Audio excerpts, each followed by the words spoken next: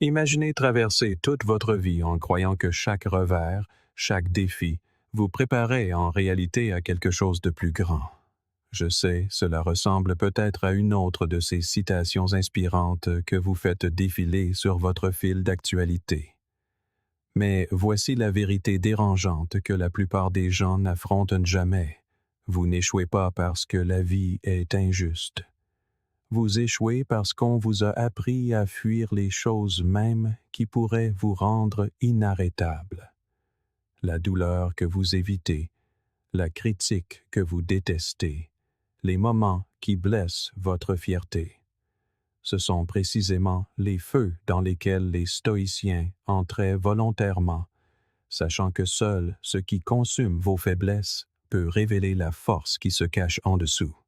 Alors, demandez-vous, combien de temps avez-vous passé à éviter le poids qui vous aurait rendu invincible?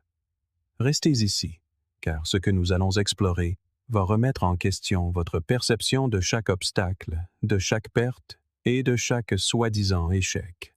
Et si vous êtes prêt à vivre avec un but plutôt qu'avec des excuses, abonnez-vous comme un engagement envers votre propre croissance, envers le sens, et pour devenir la personne que vous étiez destiné à être. 1. Poursuivez l'amélioration constante. Vous connaissez ce sentiment silencieux à la fin de la journée, quand vous regardez en arrière et pensez « J'aurais pu faire plus ». Ce n'est pas exactement du regret, mais la sensation d'avoir laissé quelque chose sur la table. La plupart d'entre nous le ressentent, que ce soit pour notre santé, notre travail, nos relations, ou même la façon dont nous passons notre temps libre. Nous faisons défiler les écrans, nous regardons, nous attendons, puis nous nous disons que demain sera différent. La vérité, c'est que demain change rarement si nous ne changeons pas. Et c'est là que les stoïciens avaient une vision intemporelle.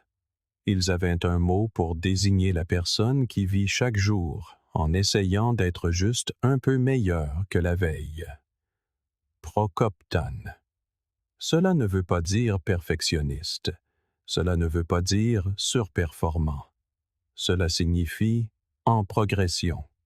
Un être humain qui accepte de ne pas être fini et de ne jamais l'être. Marc Aurèle, qui avait toutes les excuses pour se sentir accompli, écrivait dans ses méditations. Ne perds plus de temps à débattre de ce que devrait être un homme de bien, sois-en un. Ce n'est pas une suggestion pour atteindre la grandeur du jour au lendemain. C'est un rappel de commencer à marcher vers elle, pas à pas, aujourd'hui. La quête d'amélioration constante ne consiste pas à courir après une lointaine ligne d'arrivée. Elle consiste à créer l'habitude de se présenter pour soi-même, chaque jour. Trop de gens croient que le changement survient en une seule explosion spectaculaire. Un nouvel emploi, un moment de révélation, un éclair soudain de motivation. Mais c'est un mythe qui vous maintient dans l'immobilisme. Le vrai changement est lent, silencieux et presque invisible sur le moment. Vous ne remarquez pas la pompe supplémentaire que vous faites aujourd'hui, mais faites-la chaque jour pendant un mois et votre corps se sentira différent. Vous ne vous sentez pas plus intelligent après avoir lu 2 pages ce soir, mais accumulez ces nuits et vous penserez différemment, parlerez différemment, déciderez différemment. Aristote a dit un jour, « Nous sommes ce que nous faisons de manière répétée. L'excellence n'est donc pas un acte, mais une habitude. » Quand ose. Cela signifie que votre avenir n'est pas construit par ce que vous faites une fois. Il est construit par ce que vous faites constamment. Les stoïciens diraient que votre travail n'est pas de vous réveiller demain transformé, c'est de vous réveiller demain et d'améliorer quelque chose, n'importe quoi, même de 1%. Cette façon de vivre est puissante parce qu'elle est honnête. Elle ne repose pas sur des sursauts de motivation irréalistes. Elle s'appuie sur la discipline, les petites victoires et l'humilité d'accepter que vous n'êtes jamais au-dessus de l'apprentissage. Sénèque le dit simplement. Pendant que nous enseignons, nous apprenons. Chaque jour où vous vous efforcez de grandir, vous découvrez aussi davantage qui vous êtes, où vous êtes fort et où vous êtes encore fragile. Et c'est là tout l'intérêt. Il ne s'agit pas d'être obsédé par ses défauts, mais d'être obsédé par ses possibilités. Et voici quelque chose d'important. Poursuivre l'amélioration constante ne consiste pas seulement à ajouter des choses, c'est aussi supprimer ce qui vous freine. Pensez à un sculpteur. Il ne crée pas un chef-d'œuvre en ajoutant de l'argile. Il retire l'excès jusqu'à ce que la forme se révèle. Vos habitudes fonctionnent de la même manière. Améliorer votre santé ne commence peut-être pas par un nouvel entraînement, mais par l'arrêt du soda quotidien. Devenir plus vif d'esprit peut commencer par désactiver les notifications pendant 1 heure chaque soir. Carl Jung a dit « Tant que vous n'aurez pas rendu l'inconscient conscient, il dirigera votre vie, et vous appellerez cela le destin. » Parfois, l'acte d'amélioration consiste simplement à prendre conscience des habitudes inconscientes qui sabotent silencieusement votre progression. L'une des plus grandes erreurs que les gens commettent est de penser qu'ils doivent réorganiser toute leur vie d'un seul coup. Les stoïciens vous diraient de commencer petit, là où vous êtes. Si vous ne pouvez pas méditer 20 minutes, essayez 1 minute. Si vous ne pouvez pas courir 8 kilomètres, marchez-en 1. La taille de l'action importe moins que sa régularité. Épictète, qui a commencé sa vie comme esclave pour devenir l'un des plus influents maîtres stoïciens, a dit « Aucune grande chose n'est créée soudainement. » Et ce n'est pas une excuse pour retarder, c'est une invitation à commencer. C'est la discipline du progrès quotidien qui compte, car ces petites actions répétables deviennent votre caractère. L'amélioration est addictive, mais seulement si vous la suivez. Le cerveau humain est programmé pour rechercher le progrès, mais il a aussi besoin de preuves. C'est pourquoi les stoïciens pratiquaient la réflexion quotidienne. À la fin de la journée, ils se demandaient « Qu'ai-je bien fait? Qu'ai-je mal fait? Comment puis-je faire mieux demain? » Ce simple auto-examen transforme vos journées en données, vous montrant des schémas, révélant des points faibles et rendant l'amélioration mesurable. Et voici la magie. Une fois que vous voyez la croissance, même minime, vous en voulez plus. Le progrès devient sa propre récompense. Il vous alimente les jours où la motivation est faible, car vous ne voulez pas briser la chaîne. La quête d'amélioration constante exige aussi de la compassion envers soi-même. Vous allez flancher. Vous aurez des jours où rien ne fonctionne, où vous sautez l'entraînement, mangez mal, vous emportez contre un proche ou perdez des heures sur des futilités. Les stoïciens ne prétendaient pas que l'échec n'existait pas. Ils l'acceptaient comme faisant partie du processus. Vivre en Procopton, c'est accepter que votre vie sera toujours en construction. C'est vous voir non pas comme une identité figée, mais comme un projet que vous façonnez quotidiennement. C'est se réveiller chaque matin et se demander « Comment puis-je être un peu plus sage, un peu plus gentil, un peu plus fort qu'hier? » Et c'est le faire non pas parce que vous détestez où vous êtes, mais parce que vous respectez qui vous pourriez devenir. Comme nous le rappellent les stoïciens, la mesure d'une vie bien vécue n'est pas le nombre de réussites, mais la profondeur de votre caractère et le courage que vous avez montré en le construisant. Si vous voulez vraiment vivre ainsi, commencez maintenant. Choisissez une petite chose. Pas 10, pas tout. Juste une.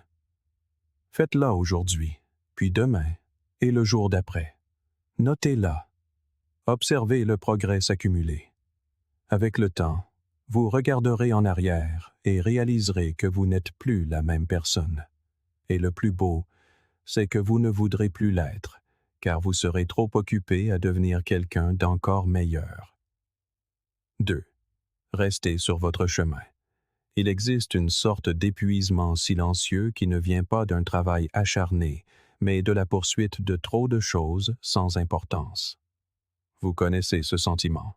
Vous commencez votre journée avec un objectif clair, mais à l'heure du coucher, vous avez été tiré dans 10 directions différentes. Un email par-ci, une notification par-là, l'opinion de quelqu'un d'autre qui s'insinue dans votre esprit jusqu'à ce que vous oubliez ce que vous essayez de faire au départ. C'est le piège dans lequel la plupart des gens vivent sans s'en rendre compte. Ils avancent dans la vie sans carte, laissant le monde décider de leur destination. Les stoïciens nous mettaient en garde contre cela il y a des siècles. Ils savaient que si vous ne savez pas où vous allez, chaque route semblera tentante et chaque distraction urgente. Sénèque écrivait: « Si un homme ne sait pas vers quel port il navigue, aucun vent ne lui est favorable. » Ce n'est pas la vitesse de votre vie qui compte, c'est sa direction. Et si vous n'avez pas choisi la vôtre, les courants choisiront pour vous. Rester sur son chemin commence par savoir quel est ce chemin. Les stoïciens parlaient souvent de vivre en accord avec la nature, pas seulement la nature des arbres et des rivières, mais la nature de votre propre âme. Pourquoi êtes-vous ici? Quelle sorte de personne voulez-vous devenir? Ce ne sont pas des questions philosophiques vagues, c'est la boussole dont vous avez besoin pour naviguer dans un monde bruyant et chaotique. Sans cette boussole, vous dérivez.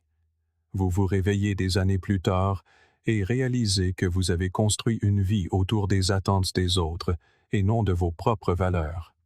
Carl Jung a dit un jour: « Le privilège d'une vie est de devenir qui vous êtes vraiment.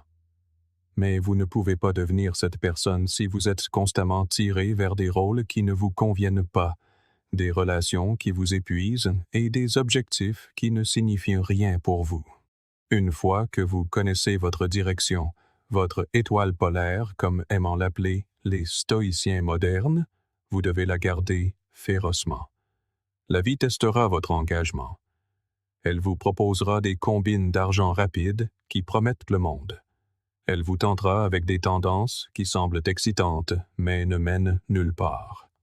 Elle vous présentera des drames déguisés en importance. Les stoïciens ne disaient pas d'éviter le monde. Ils disaient de vivre en son sein sans être gouverné par lui. Marc Aurèle, qui portait le poids d'un empire sur ses épaules, se rappelait quotidiennement: « Tu as le pouvoir sur ton esprit, pas sur les événements extérieurs. Prends conscience de cela et tu trouveras la force. » Votre chemin n'est pas seulement défini par les objectifs que vous écrivez. Il est défini par la discipline mentale d'ignorer le bruit et de continuer à avancer quand tout le monde est ballotté par la dernière distraction. Mais rester sur son chemin ne signifie pas être têtu ou inflexible. La vie change. Les stoïciens savaient qu'un arbre rigide se brise dans la tempête, mais qu'un arbre enraciné qui plie survit. Parfois, votre chemin a besoin d'ajustement. Peut-être que votre plan initial ne correspond pas à la réalité que vous vivez. Peut-être que de nouvelles expériences ont remodelé vos valeurs. L'important est que lorsque vous vous ajustez, vous le fassiez à partir d'un lieu d'alignement, et non de réaction. Épictète conseillait: « Dis-toi d'abord ce que tu veux être, puis fais ce que tu as à faire. » Cela signifie que vos ajustements sont intentionnels, basés sur qui vous voulez devenir, et non sur l'humeur du moment ou la pression de la foule. L'un des outils les plus efficaces pour rester sur votre chemin est la réflexion. Les stoïciens la pratiquaient chaque jour. Ils passaient en revue leurs actions chaque soir et se demandaient: « Ai-je vécu selon mes valeurs? Ai-je laissé la colère, l'avidité ou la peur me détourner? Ai-je fait des pas vers la vie que je veux ou me suis-je laissé dériver? » Vous pouvez faire de même. Notez vos valeurs, relisez-les souvent. Demandez-vous si vos actions sont alignées avec elles. Il ne s'agit pas seulement des grandes décisions de la vie, mais des petits choix quotidiens qui façonnent silencieusement la personne que vous devenez. Choisir d'avoir une conversation difficile au lieu de l'éviter. Choisir de travailler sur votre art au lieu de faire défiler les écrans pendant des heures. Choisir de dire non quand tout le monde s'attend à ce que vous disiez oui. Le défi est que les distractions ne ressemblent généralement pas à des distractions. Elles ressemblent à des opportunités. Elles semblent urgentes. Elles semblent excitantes. C'est pourquoi tant de gens perdent des années à poursuivre des choses qui les éloignent de leurs vrais objectifs. La sagesse stoïcienne peut vous en protéger. La prochaine fois que vous ferez face à une décision, qu'il s'agisse d'accepter un projet, de dire oui à un événement ou de changer vos plans, faites une pause et demandez-vous: est-ce que cela me rapproche de la personne que je veux devenir ou est-ce que cela m'en éloigne? C'est une question simple mais puissante. Et si vous y répondez honnêtement, elle vous évitera de dépenser votre énergie pour des choses qui ne vous servent pas. La vérité, c'est que rester sur son chemin peut être solitaire. Lorsque vous choisissez la concentration plutôt que la distraction, vous vous démarquez. Les gens pourraient vous remettre en question. Ils pourraient dire que vous passez à côté de quelque chose. Ils pourraient penser que vous êtes trop sérieux, trop discipliné, trop sélectif. Mais souvenez-vous de ce que disait Marc Aurèle. Si tu es affligé par quoi que ce soit d'extérieur, la douleur n'est pas due à la chose elle-même, mais à ton jugement sur elle. Et cela, tu as le pouvoir de le révoquer à tout moment. Vous ne devez pas votre énergie à chaque opportunité qui se présente. Vous ne devez pas votre temps à chaque personne qui l'exige. Vous le devez à votre but, à la vie que vous construisez. Et voici quelque chose que les stoïciens comprenaient profondément. Votre chemin n'est pas seulement pour vous. Lorsque vous vivez avec concentration, discipline et intégrité, vous devenez un exemple pour les autres.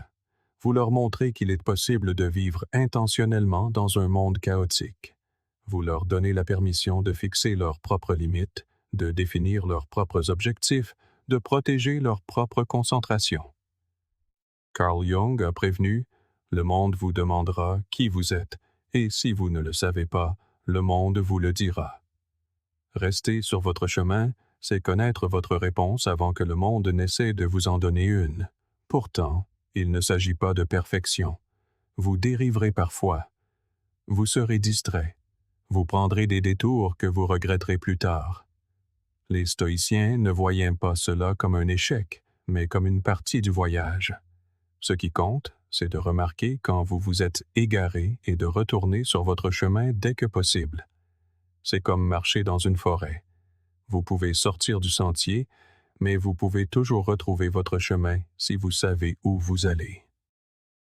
C'est pourquoi il est si important d'avoir vos objectifs et vos valeurs écrits. Ils sont la carte vers laquelle vous pouvez revenir lorsque vous vous sentez perdu. En fin de compte, rester sur son chemin, c'est vivre avec intention dans un monde qui récompense la distraction. C'est faire des choix basés sur vos valeurs les plus profondes et non sur vos humeurs passagères. C'est avoir le courage de s'éloigner des choses qui brillent mais ne vous font pas grandir. Et c'est se souvenir que chaque pas que vous faites, en avant ou en arrière, façonne la personne que vous devenez. Les stoïciens savaient qu'une vie sans direction est une vie gâchée. Ils ont choisi leur chemin et l'ont parcouru avec un but. Vous pouvez faire de même. Alors, décidez aujourd'hui. Quelle est votre étoile polaire? Quelles sont les choses non négociables dans votre vie? À quoi direz-vous oui et à quoi aurez-vous la force de dire non? Écrivez-les. Gardez-les près de vous. Et la prochaine fois que le monde essaiera de vous attirer dans son chaos, souvenez-vous que vous avez un endroit important où aller. Continuez de marcher vers lui. 3. Détachez-vous des résultats. Il y a une sorte d'anxiété qui s'installe lorsque vous avez fait tout ce que vous pouviez, mais que les résultats sont encore incertains. Vous étudiez pendant des semaines, et l'examen peut quand même mal se passer. Vous mettez tout votre cœur dans une relation, et elle peut quand même se terminer. Vous donnez le meilleur de vous-même au travail, et la promotion peut quand même aller à quelqu'un d'autre. C'est l'une des vérités les plus frustrantes de la vie. L'effort ne garantit pas la récompense que vous espérez. Et pourtant, les stoïciens vous diraient que ce n'est pas une raison d'abandonner. C'est une raison de changer ce que vous mesurez. Ils croyaient que le seul véritable échec est d'abandonner ses propres principes. Le besoin de contrôle est un instinct profondément humain. Nous voulons croire que si nous faisons toutes les bonnes choses, la vie nous récompensera exactement comme nous l'imaginons.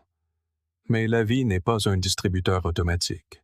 Vous ne pouvez pas simplement insérer un effort et obtenir un résultat garanti. Les stoïciens le comprenaient mieux que quiconque. Ils enseignaient que le monde est rempli de variables que vous n'influencerez jamais. La chance, le timing, les choix des autres, même la nature elle-même. Essayer de contrôler ces variables, c'est comme essayer d'arrêter la marée avec vos mains. Cela ne fera que vous épuiser. Épictète l'a dit sans détour. Fais le meilleur usage de ce qui est en ton pouvoir et prends le reste comme il vient. Ce n'est pas de la passivité, c'est de la stratégie. Cela libère votre esprit de la tâche impossible de contrôler l'incontrôlable, afin que vous puissiez vous concentrer sur ce que vous pouvez réellement changer. Lorsque vous vous détachez des résultats, quelque chose de puissant se produit. Vous commencez à vivre plus pleinement dans le présent. Au lieu d'être obsédé par le fait de savoir si vos actions porteront leurs fruits, vous trouvez satisfaction à bien les faire pour elles-mêmes. Vous allez à la salle de sport parce que vous valorisez la santé, pas parce que vous visez un certain chiffre sur la balance. Vous travaillez dur parce que l'excellence compte pour vous, pas parce qu'on vous garantit une reconnaissance. Vous aimez parce qu'aimer fait partie de la personne que vous voulez être, pas parce que cela garantit que quelqu'un vous aimera en retour. Il est facile de mal comprendre cet état d'esprit. Se détacher des résultats ne signifie pas que vous cessez de vous soucier ou de vous fixer des objectifs. Les stoïciens ne suggéraient pas de dériver sans but dans la vie. Ils disaient « Visez haut, donnez le meilleur de vous-même, mais comprenez que la cible est en partie hors de votre portée. Vous ne baissez pas vos standards, vous déplacez votre attention. Vous vous jugez sur votre effort, votre discipline et votre intégrité, pas sur la réaction du monde. » Sénèque l'a dit le mieux. Le sage considère la raison de toutes ses actions, pas leurs résultats. Voilà l'essentiel. La raison pour laquelle vous agissez est plus importante que la tournure des événements. Une façon de pratiquer cela est de séparer le processus du prix. Imaginez que vous plantez un arbre. Vous pouvez préparer le sol, l'arroser, le protéger des parasites, mais vous ne pouvez pas le forcer à pousser plus vite. Votre rôle est le soin, pas la récolte. Les stoïciens voyaient la vie de la même manière. Vous faites votre part avec excellence et laissez la nature suivre son cours. C'est plus difficile qu'il n'y paraît, car notre culture nous mesure constamment par les résultats. Chiffres, classements, récompenses, applaudissements. Il faut une discipline mentale pour se rappeler que ce ne sont pas les signes les plus vrais du succès. Le signe le plus vrai est de savoir que vous êtes resté fidèle à vos valeurs, même lorsque le résultat n'a pas correspondu à vos attentes. Et voici autre chose. Se détacher des résultats peut en fait vous rendre meilleur dans ce que vous faites. Lorsque vous êtes obsédé par le résultat, vous vous crispez, vous hésitez, vous jouez la sécurité. Mais lorsque vous vous concentrez sur le processus, vous travaillez avec plus de créativité et de courage. Pensez aux athlètes qui réalisent leur meilleure performance lorsqu'ils oublient le tableau des scores et se contentent de jouer. Les stoïciens comprenaient cela bien avant que la psychologie du sport n'existe. En relâchant le besoin de gagner d'une manière spécifique, vous vous donnez la permission de vous engager pleinement dans la tâche à accomplir. Paradoxalement, cela conduit souvent à de meilleurs résultats de toute façon. Mais même si ce n'est pas le cas, vous gagnez toujours de la manière qui compte. Bien sûr, rien de tout cela ne signifie que la déception ne piquera pas. Vous pouvez mettre toute votre âme dans quelque chose et vous sentir anéanti si cela ne fonctionne pas. Les stoïciens ne niaient pas cette douleur. Ils y faisaient face. Marc Aurèle admettait dans ses écrits que les revers blessent, mais il se rappelait aussi que la douleur est temporaire et que la perspective est permanente. Se détacher des résultats vous libère également du piège sans fin de la comparaison. Lorsque vous mesurez le succès uniquement par les résultats, vous regardez toujours sur les côtés. Qui est en avance? Qui est en retard? Qui fait mieux? Mais lorsque vous mesurez par l'effort et l'alignement avec vos valeurs, vous ne regardez qu'à l'intérieur. Êtes-vous meilleur que le mois dernier?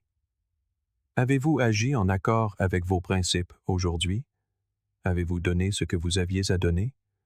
C'est le genre de progrès qu'on ne peut pas vous enlever.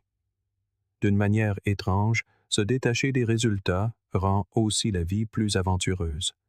Lorsque vous n'êtes pas fixé sur la façon dont les choses devraient se passer, vous êtes plus disposé à essayer, à risquer, à explorer.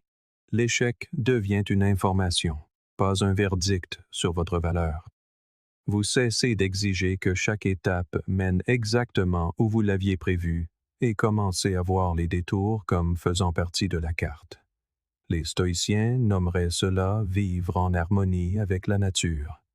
Faire confiance au fleuve de la vie pour vous mener là où vous devez aller, tant que vous continuez à ramer avec habileté et intention. Le monde moderne rend cet exercice particulièrement ardu, car tout y est question de gratification instantanée. Nous publions quelque chose en ligne et vérifions les mentions « j'aime » dans les minutes qui suivent. Nous commençons un projet et attendons des résultats immédiats. Mais la sagesse stoïcienne est l'antidote à cette impatience. Elle nous rappelle que le calendrier ne nous appartient pas. Votre responsabilité est d'agir avec excellence, ici et maintenant, sans exiger que la réalité se plie à votre volonté. Ce n'est pas de la résignation, c'est de la maîtrise. Cela signifie que vous n'êtes plus l'otage des choses que vous ne pouvez commander. Cet état d'esprit renforce également votre résilience. Si votre bonheur dépend du fait que les choses se déroulent exactement comme vous le souhaitez, la vie vous brisera encore et encore. Mais si votre tranquillité d'esprit dépend de la justesse de vos actions, alors rien ne pourra vous l'enlever. Carl Jung a observé « Je ne suis pas ce qui m'est arrivé, je suis ce que je choisis de devenir. » Les résultats appartiennent au monde. L'effort, lui, vous appartient. C'est là que réside votre identité et votre force. Alors, comment vivre cela concrètement? Commencez petit. Choisissez un domaine qui vous tient à cœur, votre santé, votre travail, vos relations, et engagez-vous à donner le meilleur de vous-même sans être obsédé par le résultat. Exercez-vous à surprendre votre esprit lorsqu'il s'emballe vers des issues que vous ne contrôlez pas. Ramenez doucement votre attention sur ce que vous faites à l'instant présent. Célébrez les jours où vous avez agi avec courage et constance, même si rien de spectaculaire ne s'est produit. Avec le temps, vous remarquerez quelque chose de remarquable. Vous vous sentirez plus léger. Vous cesserez de monter sur les montagnes russes émotionnelles, dont les hauts et les bas dépendent de circonstances extérieures.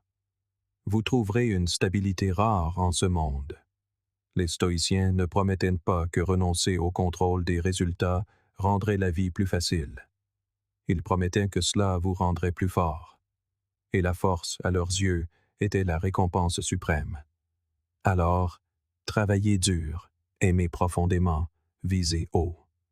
Mais lorsque le moment vient de laisser les résultats s'envoler, faites-le avec grâce. Car la véritable victoire ne réside pas dans ce que vous obtenez, mais dans la personne que vous devenez en donnant le meilleur de vous-même. Cette personne que vous devenez attire à elle une réalité qui lui ressemble. Avez-vous déjà remarqué comment deux personnes peuvent vivre une situation identique et en repartir avec des expériences radicalement différentes? L'une en sort frustrée, convaincue que le monde est rempli d'égoïstes. L'autre en repart inspirée, reconnaissante pour la bonté qu'elle a perçue. La différence ne vient pas toujours du monde. Elle vient du prisme à travers lequel ils le perçoivent. La vérité est que nous ne voyons pas la vie telle qu'elle est. Nous la voyons telle que nous sommes. Si vous abordez l'existence en vous attendant à des conflits, vous remarquerez chaque insulte et ignorerez chaque acte de bienveillance. Si vous y cherchez une occasion de grandir, vous trouverez des leçons même dans l'adversité. Les stoïciens comprenaient cette dynamique bien avant que la psychologie moderne ne lui donne un nom. Ils croyaient que le caractère que vous cultivez devient le filtre de chacune de vos expériences. Marc Aurèle écrivait « L'âme se teint de la couleur de ses pensées. » Imaginez vos pensées comme une teinture dans l'eau de votre esprit. Tout ce que vous vivez en est imprégné. Si votre esprit est rempli d'envie, de colère ou de peur, même les événements neutres vous sembleront menaçants ou injustes.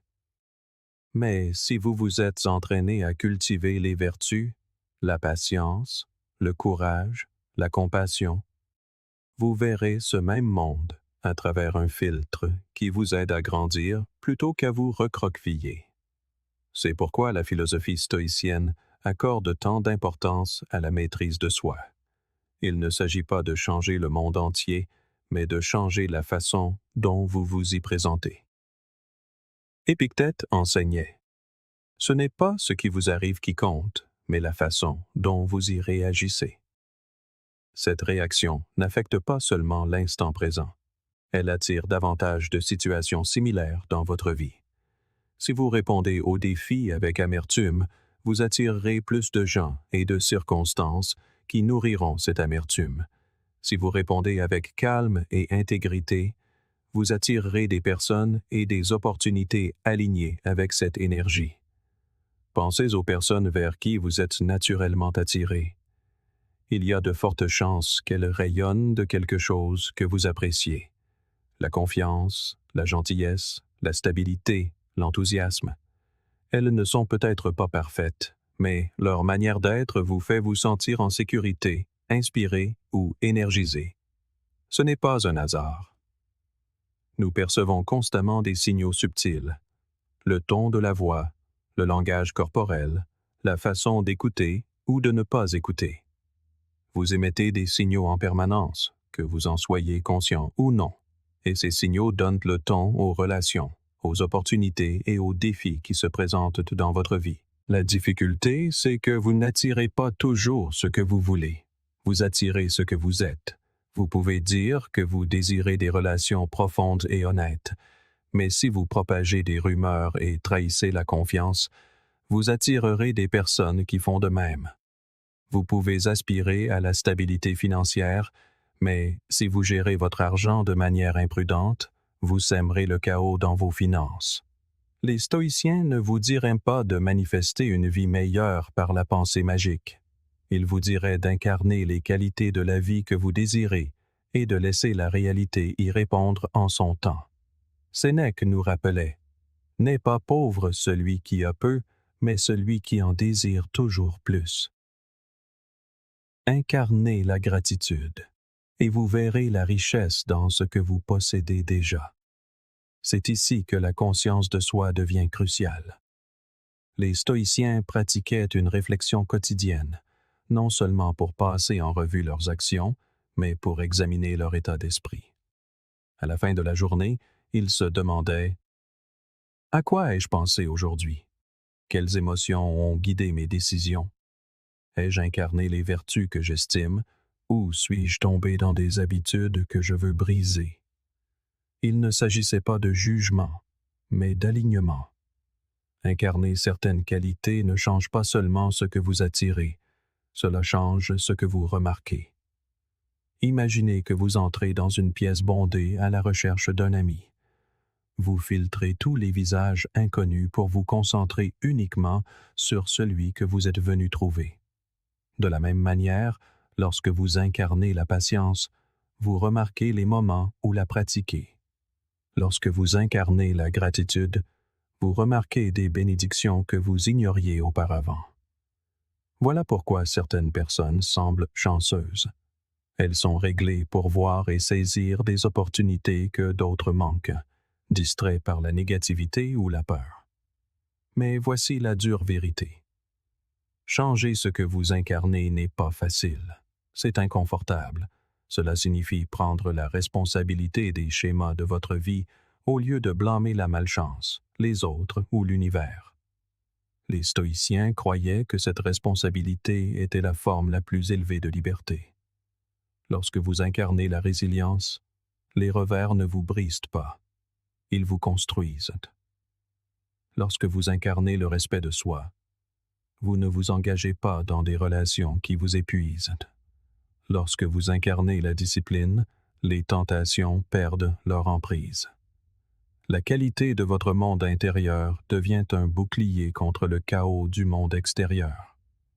L'un des moyens les plus pratiques de transformer ce que vous incarnez est de vous concentrer sur une vertu fondamentale à la fois. Les stoïciens parlaient souvent de 4 vertus cardinales: la sagesse, le courage, la justice et la tempérance. Choisissez-en une et pratiquez-la délibérément pendant 1 semaine. Demandez-vous chaque matin: comment puis-je vivre cette vertu aujourd'hui?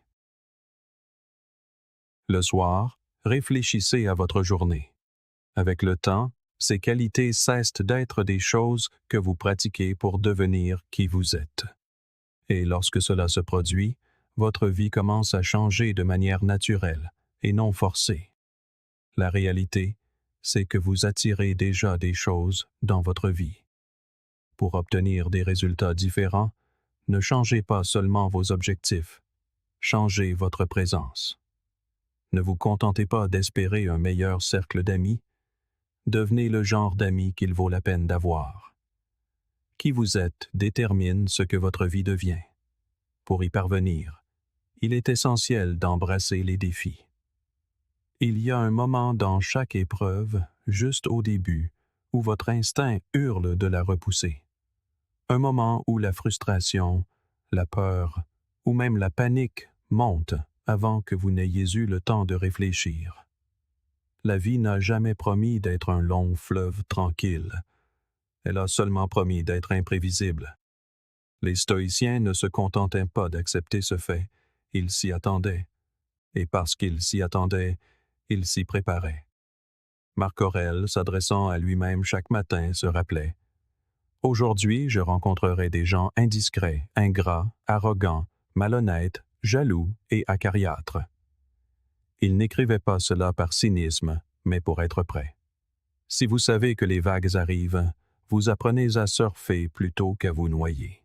Ce changement de perspective, voir les défis non pas comme des intrusions, mais comme une partie intégrante du chemin, change tout. Épictète disait à ses élèves: les difficultés révèlent ce que sont les hommes. Il voulait dire que le confort cache notre vrai caractère, mais que l'adversité le révèle. N'importe qui peut paraître calme, patient et sage lorsque le temps est parfait.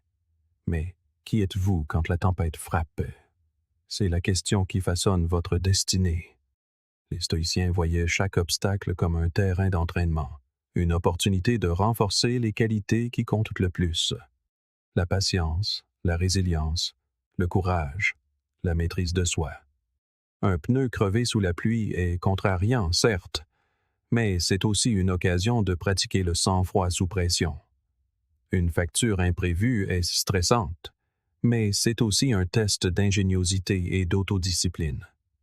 La rencontre entre vous et un défi est comme le contact de 2 substances chimiques. S'il se produit une réaction, les 2 en sont transformés. La transformation est inévitable. La question est de savoir si elle vous amoindrit ou vous renforce. Les stoïciens croyaient que ce choix vous appartenait. Sénèque écrivait: une gemme ne peut être polie sans friction, ni un homme perfectionné sans épreuve. Beau, cette friction que vous ressentez lorsque la vie vous résiste, c'est elle qui vous polit. Sans elle, vous restez terne, non éprouvé et fragile. Lorsque vous commencez à accueillir les défis, vous cessez de gaspiller de l'énergie à souhaiter qu'ils n'existent pas. Vous canalisez plutôt cette énergie dans l'adaptation. Vous cessez de vous sentir victime des circonstances pour devenir acteur de votre propre croissance. Bien sûr, cette perspective n'est pas automatique. Votre première réaction à l'épreuve sera presque toujours émotionnelle. Les stoïciens ne demandent pas de la supprimer, mais de la remarquer, de faire une pause, puis de choisir votre prochain mouvement avec intention. C'est dans cette pause, entre la réaction et l'action, que réside le pouvoir stoïcien. Certaines épreuves ne ressemblent pas du tout à des leçons sur le moment. La maladie, la trahison, la ruine financière. Elles peuvent briser votre esprit. Les stoïciens ne niaient pas la douleur de ces moments. Ils refusaient simplement de la laisser être dénuée de sens. Ils cherchaient le fil de croissance caché au cœur de la souffrance. Carl Jung a également observé: on dit qu'aucun arbre ne peut s'élever jusqu'au ciel si ses racines ne descendent pas jusqu'en enfer. Votre capacité à atteindre la grandeur est proportionnelle à votre capacité à endurer les difficultés. Une façon pratique d'accueillir les défis à la manière stoïcienne est de les répéter mentalement avant qu'ils ne surviennent. Sénèque appelait cela la préméditation des mots. Vous imaginez la perte, le retard, l'échec, non pas pour vous angoisser, mais pour vous préparer. Ainsi, lorsque l'obstacle apparaît, vous l'accueillez comme un invité attendu plutôt que comme un intrus. Cette pratique transforme la peur en familiarité. L'ironie, c'est que plus vous embrassez les défis, plus ils commencent à ressembler à des alliés. Ils vous dépouillent du superflu, révèlent de quoi vous êtes fait et affûtent les facettes que vous ne connaissiez pas. Les épreuves de la vie ne sont pas des détours sur le chemin, elles sont le chemin. Alors, la prochaine fois que vous vous trouverez au milieu d'une difficulté, avant de demander « Pourquoi moi ?», essayez de demander « Et pourquoi pas moi ?» moi. Quelle meilleure occasion de mettre en pratique les forces que vous admirez chez les autres. C'est ainsi que les défis ne vous rendent pas seulement meilleurs pour survivre, mais meilleurs pour vivre. Et la clé pour affronter ces épreuves et progresser réside souvent dans l'impact immense des petits pas. Il existe une forme de paralysie qui s'installe lorsqu'on pense trop loin devant. Vous voyez la montagne et vous vous persuadez que vous ne pourrez jamais la gravir, alors vous ne faites même pas le premier pas. C'est le livre dont vous rêvez mais que vous ne commencez jamais, car vous ne pouvez imaginer en finir les 300 pages. C'est l'objectif de remise en forme que vous abandonnez avant même le premier jour, car la ligne d'arrivée semble trop lointaine. C'est l'un des pièges les plus courants de la vie. Penser si grand qu'on se rend trop petit pour commencer. Les stoïciens le voyaient clairement. Ils comprenaient que les objectifs écrasants ne se conquièrent pas par des bonds, mais par des pas réguliers et délibérés. Ils ne couraient pas après la perfection, mais après la constance. Marc Aurèle écrivait: « Ne perds pas le reste de ton temps à te soucier des autres, à moins que cela ne serve le bien commun. Cela t'empêchera de faire quoi que ce soit d'utile. » Autrement dit, concentrez votre esprit sur le travail que vous pouvez accomplir maintenant. Si votre objectif est d'écrire un livre, la page que vous écrivez aujourd'hui est la seule que vous puissiez réellement contrôler. Vous ne pouvez pas achever tout le voyage en un seul geste, mais vous pouvez avancer dans l'instant présent. Les petits pas fonctionnent car ils réduisent de l'objectif jusqu'à ce qu'ils deviennent moins intimidants. Carl Jung a dit un jour: « Rien ne se produit tant que quelque chose ne bouge pas. » Ce quelque chose n'a pas besoin d'être massif, il doit juste suffire à briser l'inertie. Lorsque vous entreprenez une petite action intentionnelle, vous créez un élan. Et l'élan est addictif. Il renforce la confiance, et c'est la confiance qui, avec le temps, transforme l'impossible en inévitable. C'est pourquoi les stoïciens valorisaient l'effort plus que les résultats. Le dénouement peut être dans des mois ou des années, mais l'effort que vous fournissez aujourd'hui est ici et maintenant, et il vous appartient. Les petits pas sont également puissants, car ils construisent des habitudes. Et les habitudes sont les architectes silencieux de votre vie. Vous ne remarquez pas leur travail en une semaine, mais sur des années, elles façonnent votre santé, vos relations, votre état d'esprit. Les stoïciens vous diraient que l'excellence n'est pas un acte unique, mais la répétition des bons actes. Épictète l'a formulé simplement. Dis-toi d'abord ce que tu voudrais être, puis fais en conséquence ce que tu as à faire. Vous décidez du type de personne que vous voulez devenir, puis vous le soutenez par des preuves quotidiennes, de petits choix répétés jusqu'à former un schéma auquel vous pouvez vous fier. Le monde moderne nous vend des victoires faciles et des transformations du jour au lendemain, mais les stoïciens auraient immédiatement percé cette illusion. Ils savaient que tout ce qui se construit rapidement peut s'effondrer tout aussi vite. Ils préféreraient vous voir faire un petit pas solide chaque jour plutôt qu'un grand geste spectaculaire que vous ne pouvez pas maintenir. Si vous voulez maîtriser une compétence, consacrez-lui 15 minutes de concentration par jour, au lieu d'attendre le week-end parfait pour vous y plonger pendant des heures. Si vous voulez être en meilleure santé, commencez par une marche après le dîner, au lieu de bouleverser entièrement votre régime et votre routine d'entraînement du jour au lendemain. En gardant vos actions petites mais constantes, vous évitez l'épuisement qui survient lorsque l'on essaie de tout changer en même temps. La beauté des petits pas, c'est qu'ils s'accumulent. C'est le même principe qui rend l'intérêt composé si puissant en finance. Les gains se construisent les uns sur les autres. Un seul euro économisé ne représente pas grand-chose, mais si vous l'épargnez chaque jour, il se transforme en une somme significative. Il en va de même pour les compétences, les habitudes et même le caractère. Chaque petit choix est comme une brique. Seule, elle ne semble pas importante, mais avec le temps, brique par brique, vous bâtissez une forteresse. Les stoïciens appelleraient cela vivre en accord avec la nature, c'est-à-dire travailler avec le processus naturel de la croissance plutôt que de lutter contre lui en exigeant des résultats immédiats. Jung a également parlé de la valeur psychologique profonde des petits pas. Il croyait que la transformation se produit dans l'interaction entre l'effort conscient et l'intégration inconsciente. Lorsque vous faites de petits changements délibérés, vous donnez à votre esprit le temps de les absorber, d'en faire une partie de votre identité. Les grands changements soudains échouent souvent car ils submergent la psyché.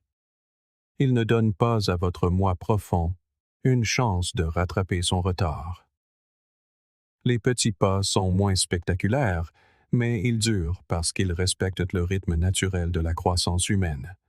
L'une des façons les plus simples de mettre cela en pratique est de vous demander chaque matin: quelle est la seule petite chose que je puisse faire aujourd'hui pour avancer? Pas 10 choses. Pas une journée entière d'efforts planifiés à la perfection. Juste une seule chose.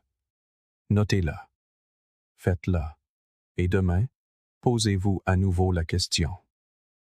Les stoïciens croyaient que la vie se vit un instant présent à la fois.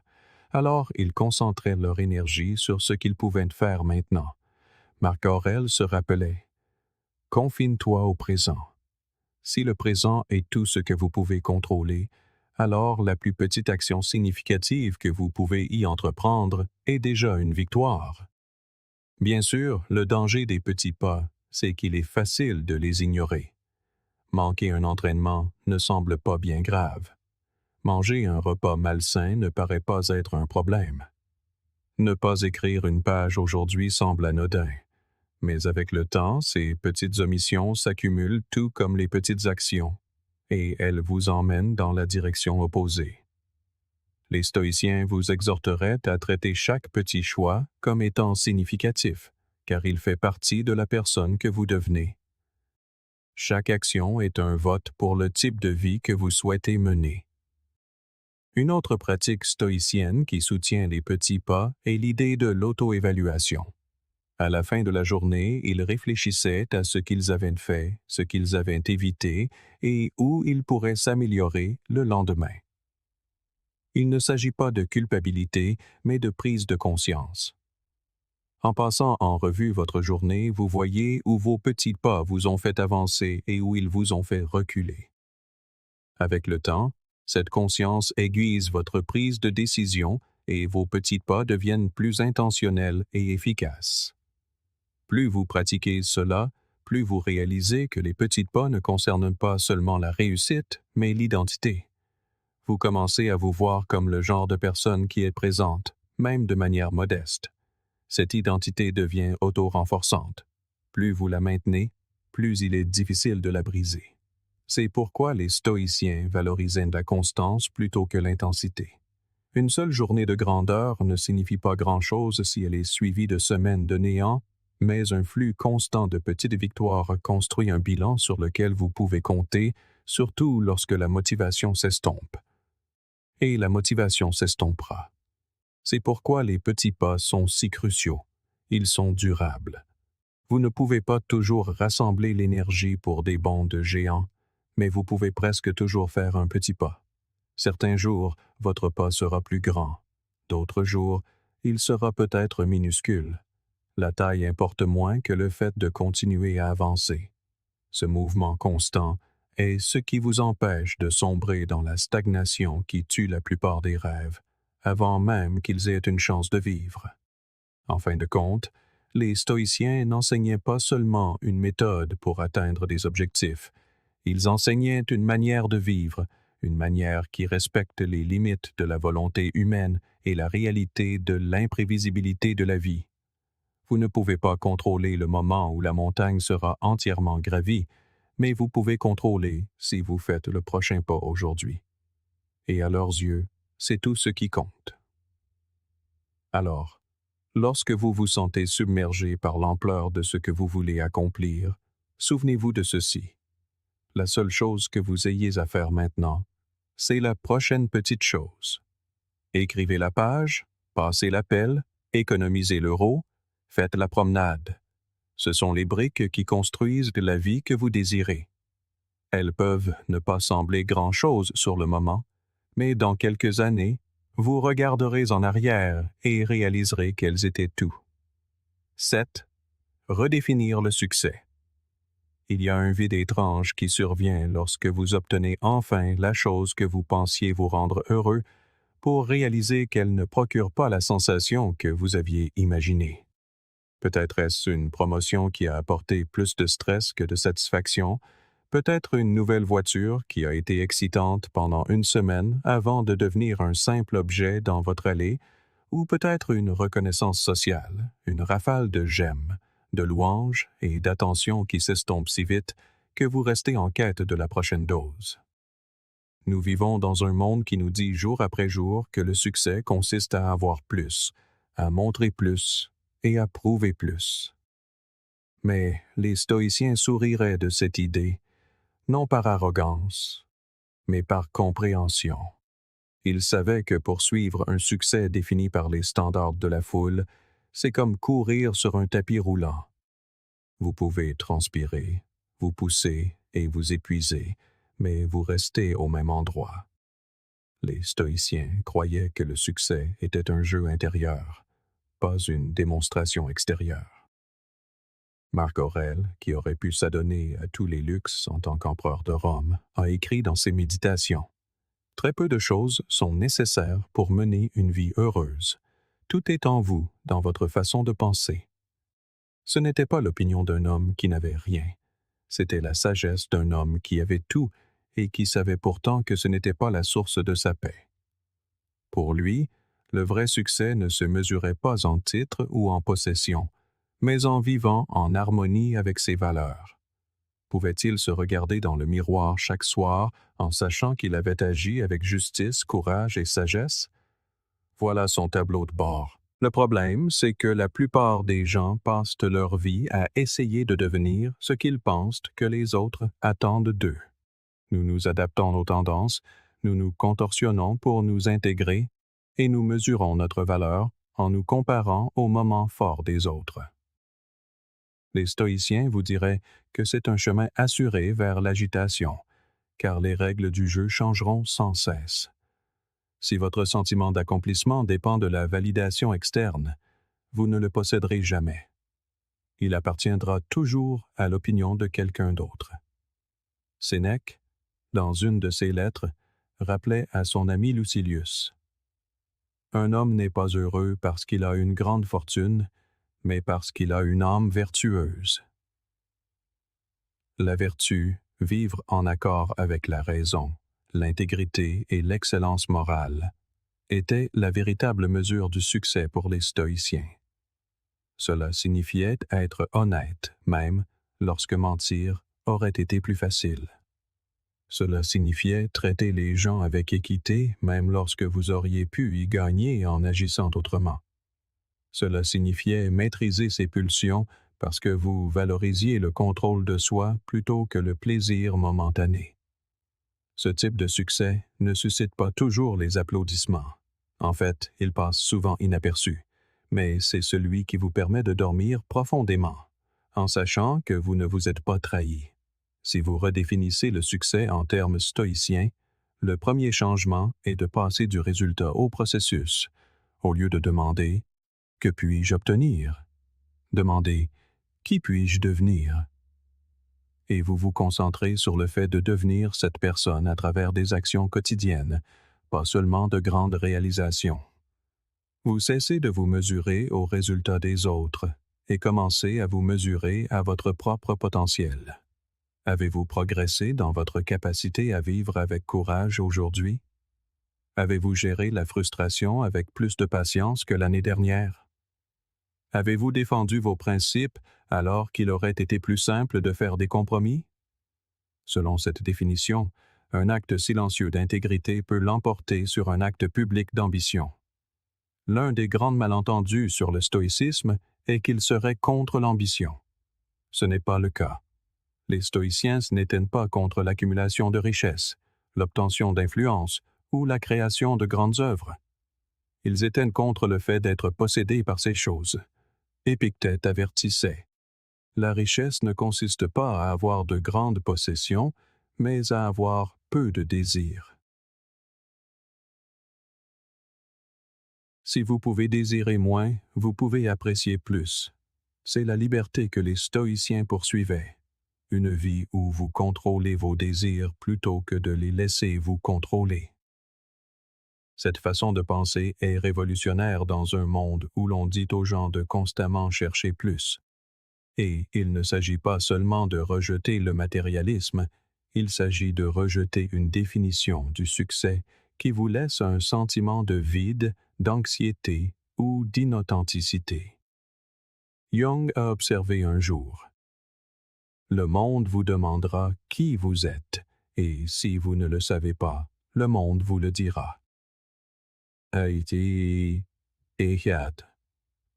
Redéfinir le succès commence par répondre vous-même à cette question, en décidant ce qui compte profondément et personnellement pour vous, afin que votre vie soit construite sur vos propres fondations, et non sur le plan de quelqu'un d'autre.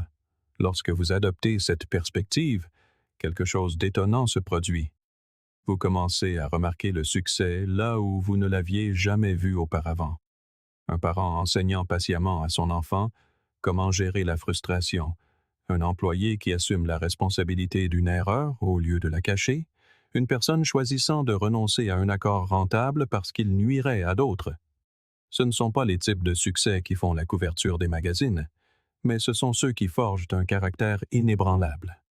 Et le caractère, diraient les stoïciens, est la seule forme de succès que vous emportez partout avec vous, insensible à la fortune ou à la perte. Le deuxième changement dans la redéfinition du succès est de passer de la vitesse à la profondeur. La culture moderne récompense les victoires les plus rapides, la sensation du jour au lendemain, le moment viral, la transformation instantanée. Mais le succès stoïcien valorise l'endurance plutôt que l'éclat. Marc Aurèle notait « Si ce n'est pas juste, ne le fais pas. Si ce n'est pas vrai, ne le dis pas. » C'est le genre de pensée lente et délibérée qui construit un héritage plutôt qu'un titre de journal. Il s'agit de jouer le jeu sur le long terme, d'investir dans les relations, dans votre art, dans votre croissance intérieure, en sachant que les récompenses qui en valent la peine sont souvent les plus lentes à arriver.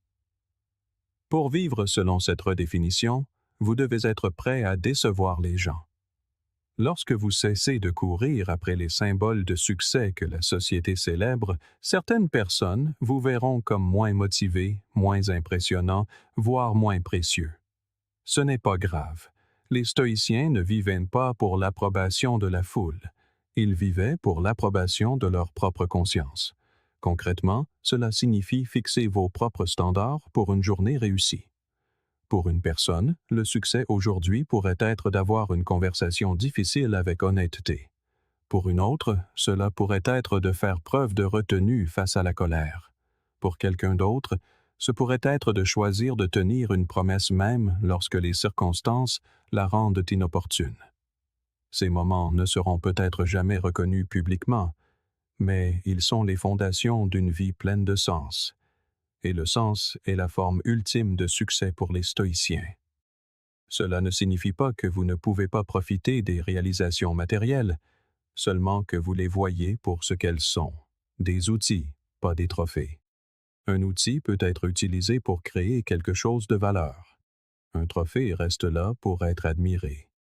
Les stoïciens vous encourageraient à utiliser vos ressources, qu'il s'agisse d'argent, de statut ou de compétences, pour vivre en plus grande harmonie avec vos valeurs et pour servir quelque chose de plus grand que vous-même.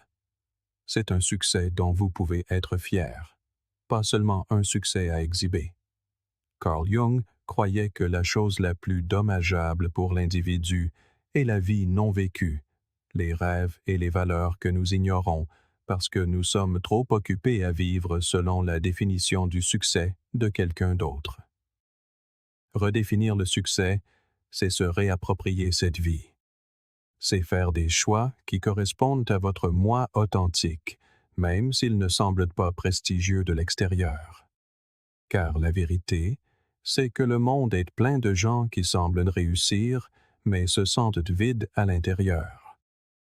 Les stoïciens nous enseignent qu'il vaut mieux être tranquillement épanoui que bruyamment vide. Au final, la question est simple mais puissante. Si personne ne pouvait voir votre vie, sans public, sans applaudissements, en seriez-vous toujours fier? La considéreriez-vous toujours comme une réussite? Si la réponse est oui, alors vous avez déjà accompli quelque chose de rare et de précieux. Les stoïciens appelleraient cela bien vivre, et ils vous diraient que c'est le seul type de succès qui vaille la peine d'être poursuivi. 8. Rejeter le besoin d'approbation. Il existe une forme silencieuse d'esclavage dans laquelle la plupart des gens ne réalisent jamais qu'ils vivent. Elle n'implique ni chaîne ni cage. Elle vit dans l'esprit. C'est le calcul constant de la façon dont vous êtes perçu. C'est le fait de modifier vos paroles pour ne contrarier personne. C'est porter le bon masque pour le bon public. C'est sentir que si les gens vous désapprouvent, alors peut-être que vous n'êtes pas à la hauteur. Nous ne l'appelons pas souvent par son nom, mais la vérité est que la dépendance à l'approbation est l'un des pièges les plus puissants dans lesquels une personne puisse tomber. Et le pire, c'est que vous pouvez y vivre des décennies sans le remarquer, car le monde le récompense. Lorsque vous cherchez la validation, les gens vous la donneront, juste assez pour que vous en redemandiez. Les stoïciens connaissaient bien cette fin. Ils voyaient avec quelle facilité les gens échangeaient leur paix contre les applaudissements de la foule. Marc Aurèle, un homme entouré de conseillers, de citoyens et de soldats tous désireux de l'influencer, a écrit dans ses méditations. Cela ne cesse de m'étonner. Nous nous aimons tous plus que les autres, mais nous nous soucions davantage de leur opinion que de la nôtre. Ce n'était pas seulement une réflexion philosophique, c'était un avertissement. Lorsque vous vivez pour l'approbation, vous abandonnez votre propre boussole et laissez les autres vous diriger, souvent vers des endroits où vous n'avez jamais voulu aller. Chercher l'approbation est exactement la manière dont le monde vous dicte qui être. Vous vous ajustez pour répondre aux attentes, parfois sans même vous en rendre compte, jusqu'au jour où vous vous regardez dans le miroir et voyez un étranger. Le prix de la validation constante est l'érosion de l'authenticité. Vous cessez de vivre en tant que vous-même et commencez à vivre comme un ensemble de préférences d'autrui. L'ironie, c'est que plus vous courez après l'approbation, moins vous vous sentez en sécurité. C'est comme essayer d'étancher sa soif avec de l'eau salée. Plus vous en buvez, plus vous avez soif. C'est parce que l'approbation n'est jamais permanente. Vous pouvez l'avoir aujourd'hui, mais au moment où vous faites une erreur, changer ou exprimer un désaccord, elle peut disparaître. Et alors, vous vous démenez pour la regagner, souvent en compromettant vos valeurs. Rejeter le besoin d'approbation ne signifie pas rejeter les gens. Les stoïciens n'étaient pas des ermites qui fuyaient tous les liens sociaux. Ils valorisaient la communauté et la coopération. Ce qu'ils rejetaient, c'était la dépendance, la croyance que votre valeur est définie par les opinions des autres. Épictète enseignait: si vous voulez vous améliorer, acceptez de passer pour un sot ou un imbécile.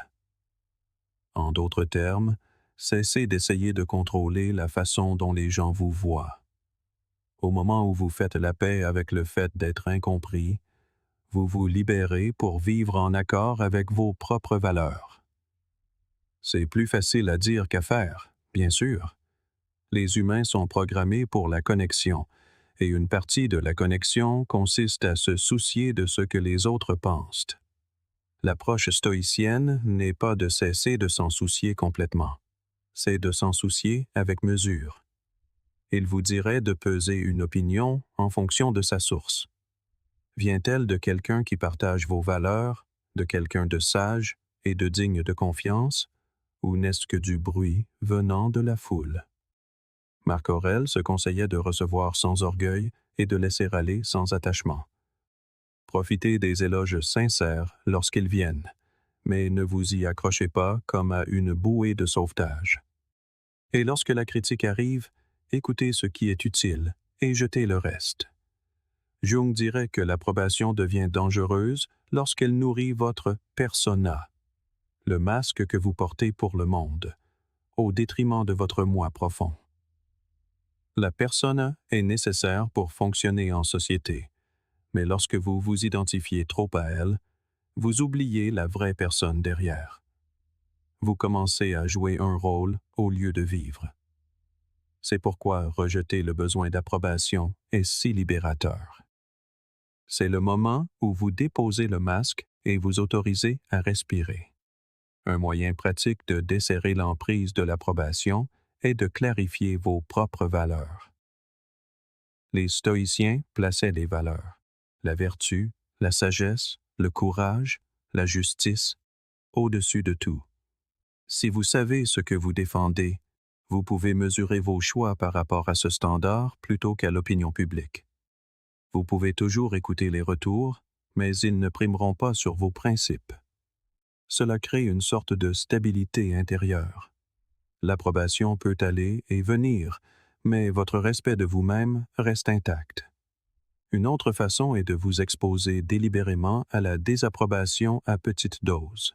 Les stoïciens pratiquaient l'inconfort volontaire pour renforcer leur résilience, porter des vêtements simples, manger de la nourriture sobre, dormir sur des surfaces dures. Vous pouvez appliquer la même idée socialement.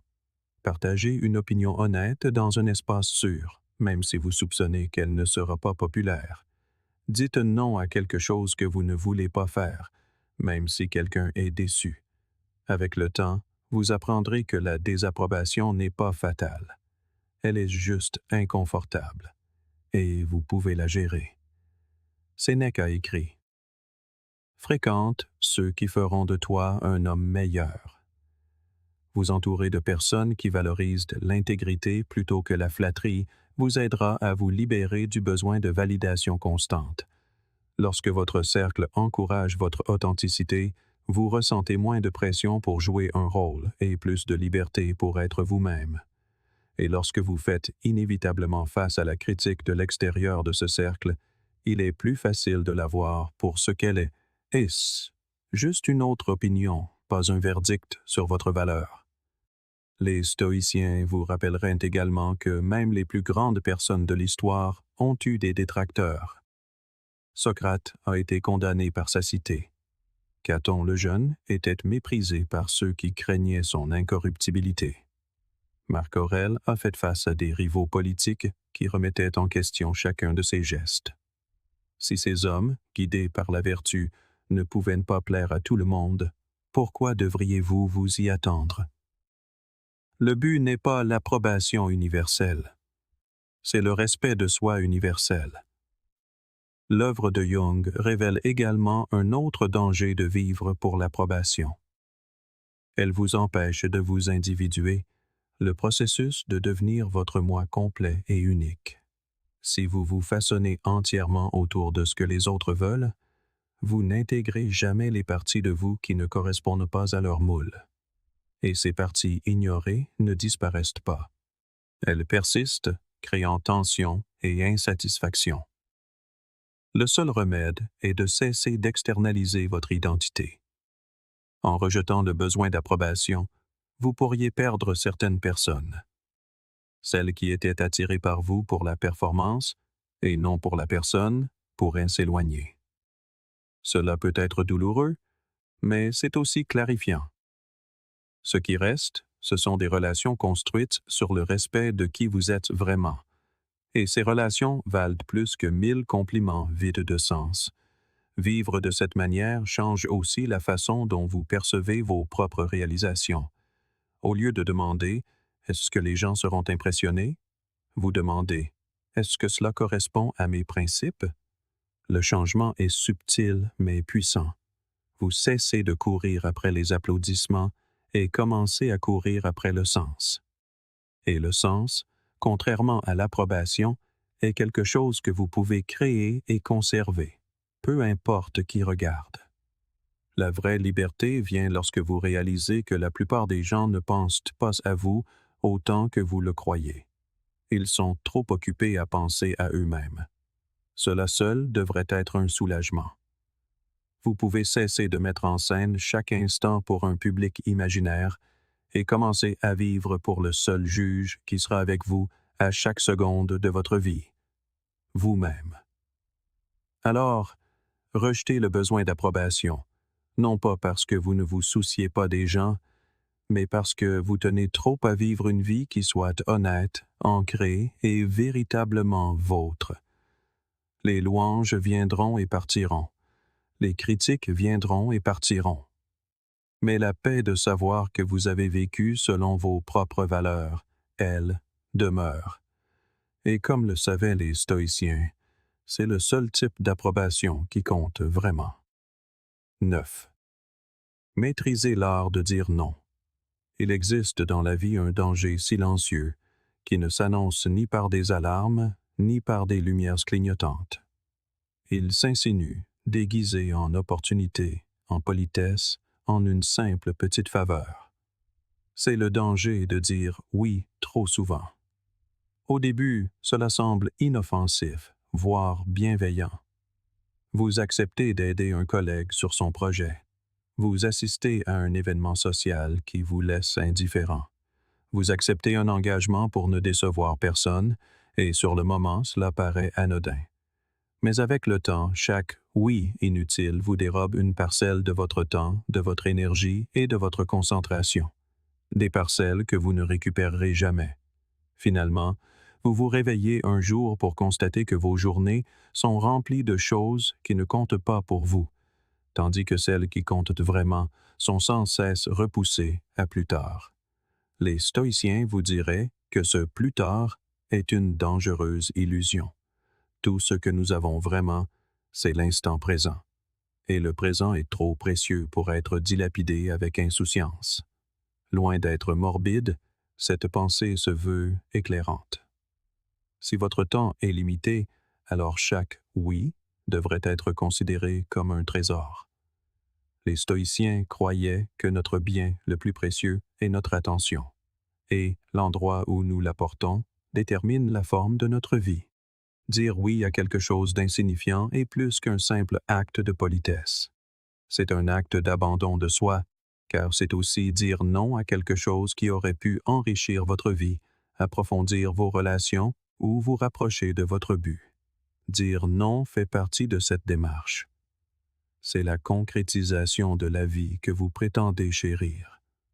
Si vous voulez plus de temps pour votre santé, vous devez dire non aux engagements qui vous privent de repos ou d'exercice. Si vous voulez progresser dans votre art, vous devez dire non aux distractions déguisées en obligations urgentes. Chaque non est une frontière qui protège ce qui compte le plus. Mais c'est tout un art, car dire non ne consiste pas à ériger des murs par dépit. Il s'agit de bâtir des portails avec intention. Les stoïciens valorisaient la bonté et la communauté. Ils ne vous encourageraient donc pas à rejeter chaque demande sans réfléchir. La clé est le discernement. Demandez-vous, est-ce en accord avec mes valeurs? Est-ce que cela me rapproche de mes objectifs? Dire oui ici signifiera-t-il dire non à quelque chose de plus important? Marc Aurèle vous exhorterait à peser chaque choix à l'aune de la brièveté de la vie. Quand vous considérez vos heures comme précieuses, vous devenez naturellement plus sélectif quant à la manière de les dépenser. L'un des plus grands obstacles à la maîtrise de cet art est la peur. Peur de décevoir les autres, de manquer une occasion, d'être jugé égoïste. Mais voici le paradoxe. Chaque fois que vous dites oui alors que vous pensez non, vous semez une graine de ressentiment silencieux envers les personnes que vous essayez de satisfaire.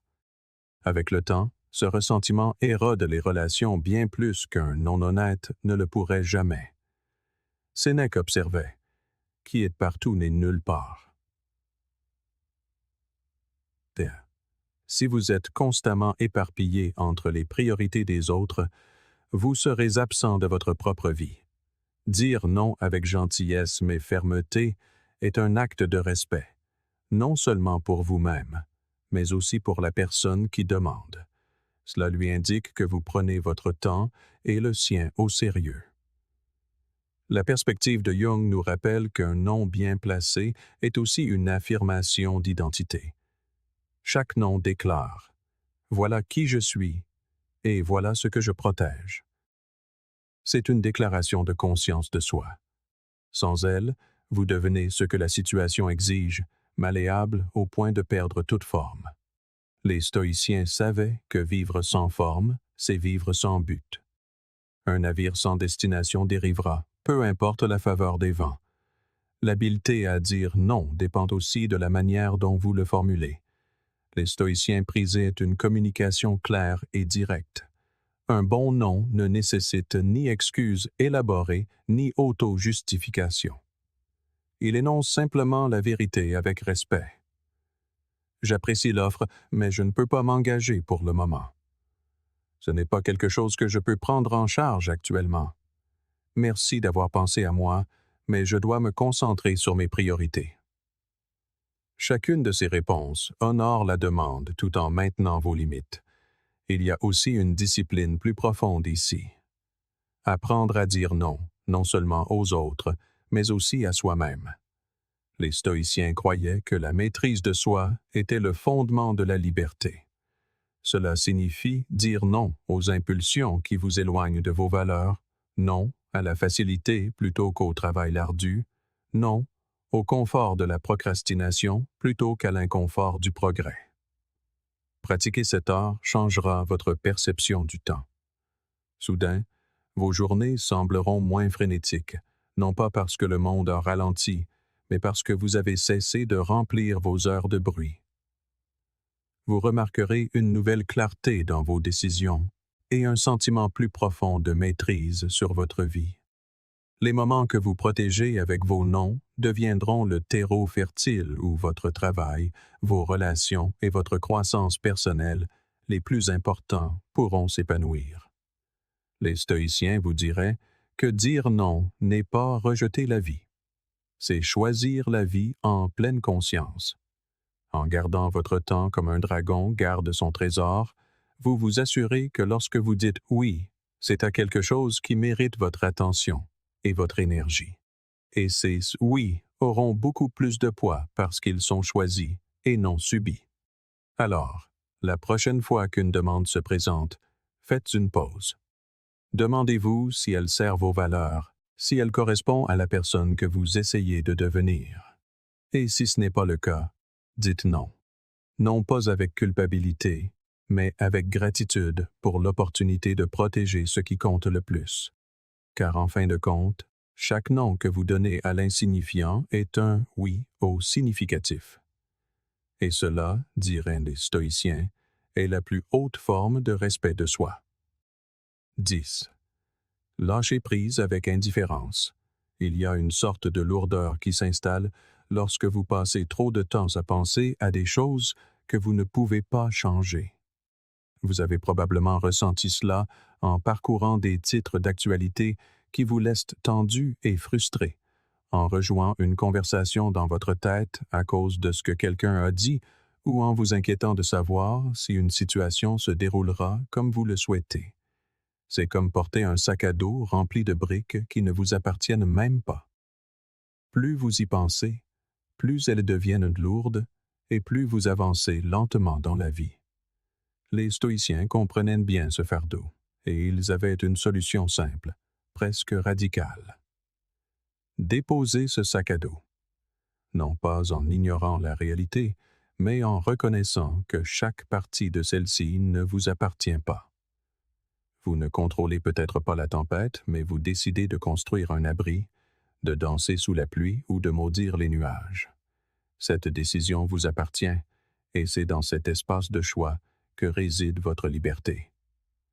Les stoïciens appelaient cette pratique l'apatheia, un terme souvent mal interprété comme de l'apathie. Il ne s'agit pas de ne pas s'en soucier, il s'agit de s'en soucier avec sagesse. C'est la discipline qui consiste à protéger votre paix en refusant de donner votre énergie émotionnelle à des choses qui ne la méritent pas. Épictète enseignait qu'il existe deux domaines, ce qui dépend de nous et ce qui n'en dépend pas.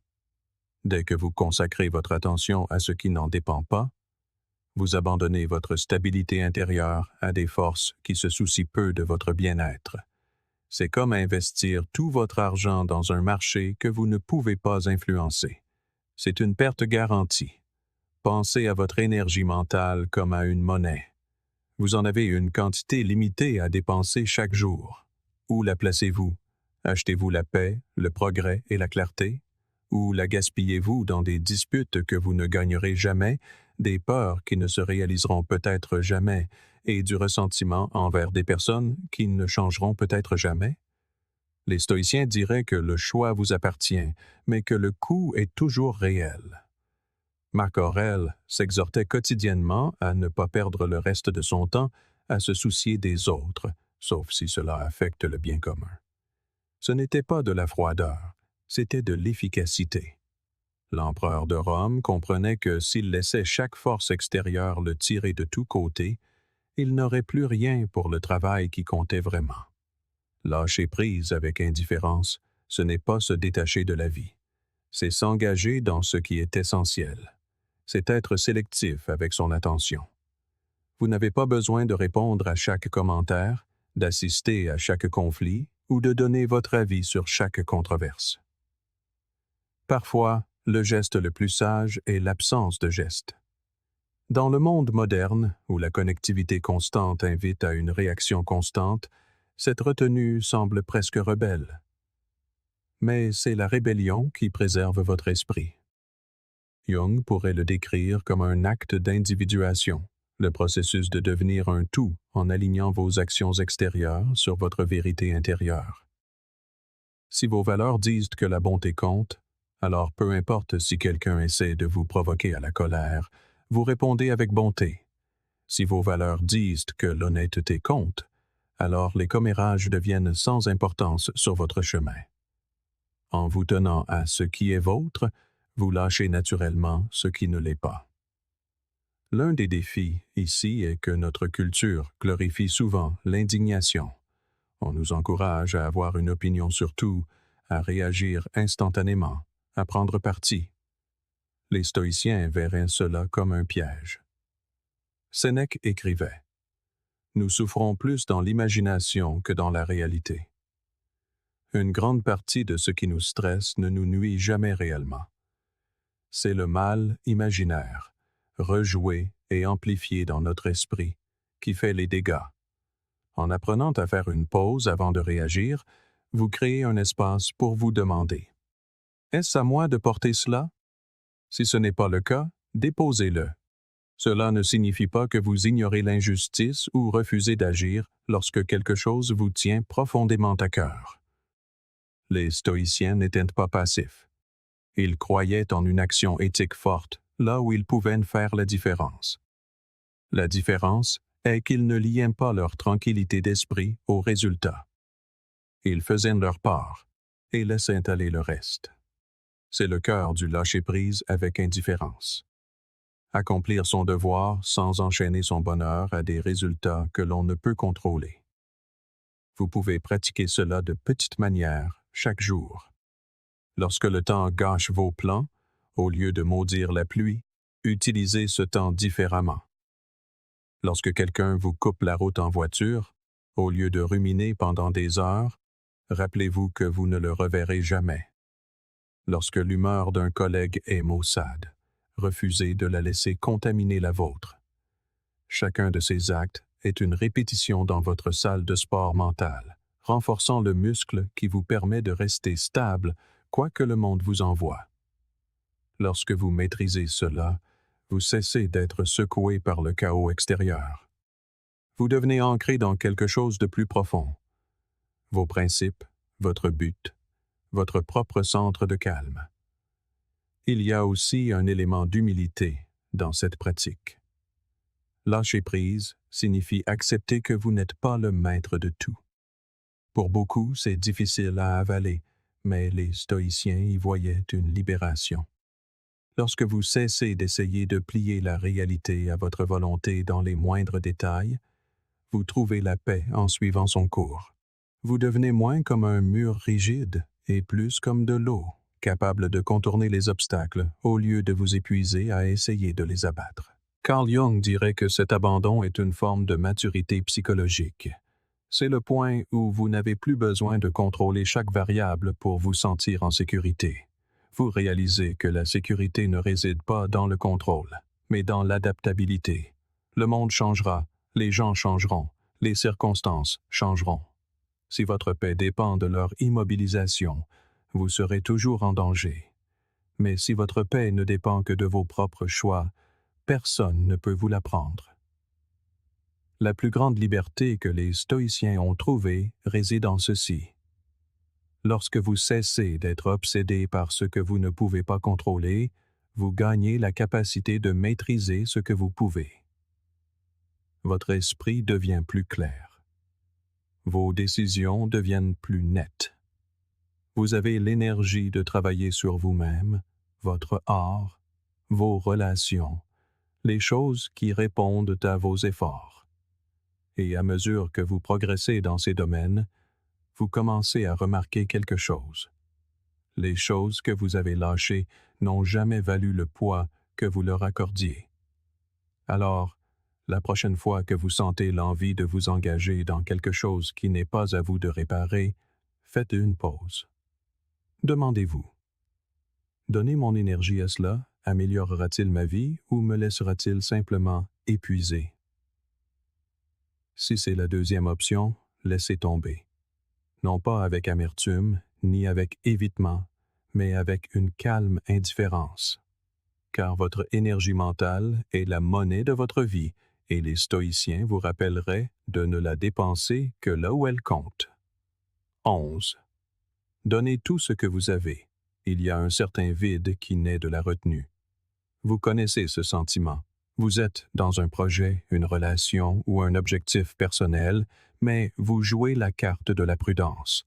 Vous êtes présent, mais seulement avec la moitié de votre énergie, la moitié de votre concentration, la moitié de votre cœur.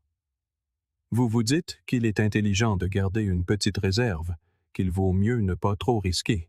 Mais au fond, une petite voix se demande ce qui se passerait si vous vous donniez vraiment à fond.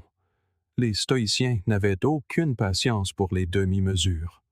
Pour eux, une vie digne d'être vécue était une vie vécue avec intention, et l'intention signifiait s'engager pleinement dans ce que l'on a choisi.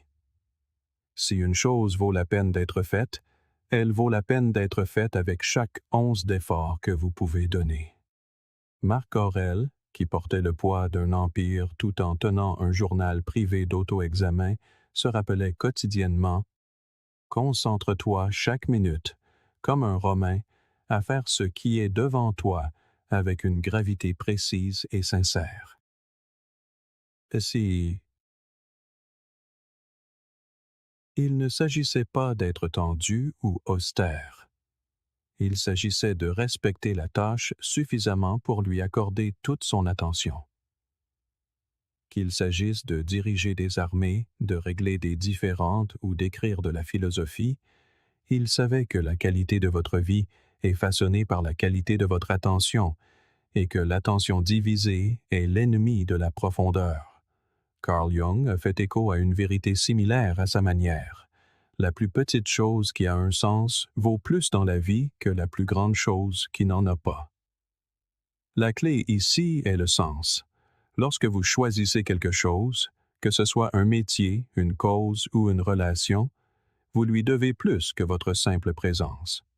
Vous lui devez votre engagement, votre curiosité, votre volonté d'aller jusqu'au bout, même quand c'est difficile.